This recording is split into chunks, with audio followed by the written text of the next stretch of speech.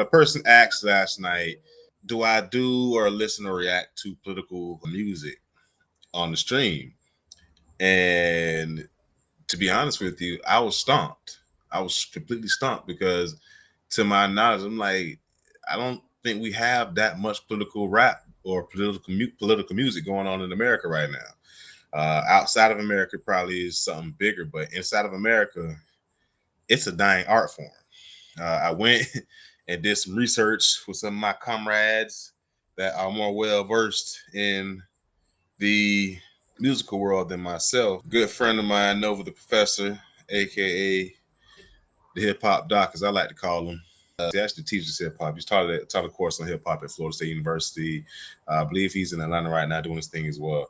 But a conversation that we had earlier when I asked him this question, he told me straight up, he was like, he's pretty sure that there are independent artists that's still out there making some revolutionary rap tunes, but all in all, mainstream, we don't see it. He's basically said it's almost like, how they've taken critical race theory out of schools and DEI and all this other shit out of schools. They've taken the political commentary or the powerness of it all out of rap specifically. We just don't see it mainstream anymore. And we could dive into some other shit that's the root cause of it. I mean, we could look at the Jim Jones and Nas bullshit, just try and see how that signifies the shift. And we don't give a fuck about, thoughtful rap bars anymore. Motherfuckers like Jim Jones out there saying that they're just as good as Nas. And that motherfucker ain't shit when it comes to Nas. And I like Jim Jones, but when it comes to rap bars, this motherfucker needs to sit the fuck down. And that just shows you also where we are as a rap community, where we now glorify more of that street shit than the motherfucker that actually is saying some shit. One of my other hip hop aficionados, Mr. Orlando Vibes Dealer, he kept it short and simple. Say, I got nothing, man. Nothing.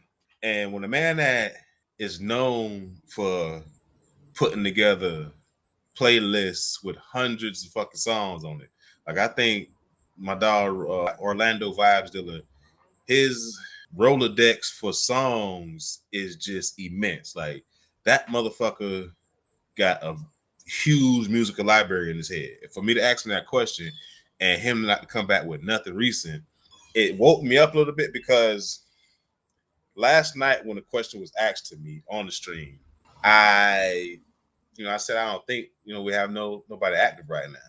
I gave a bunch of old names, I guess you could say OGs in the game.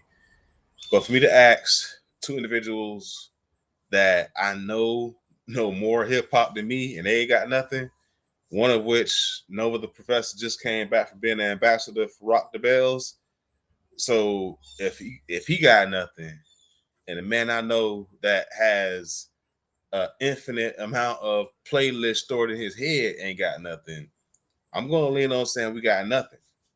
Another one of my friends, Big Fletch, he chimed in and told me that, outside of maybe Killer Mike and David Banner, we got no real revolutionary rap going on.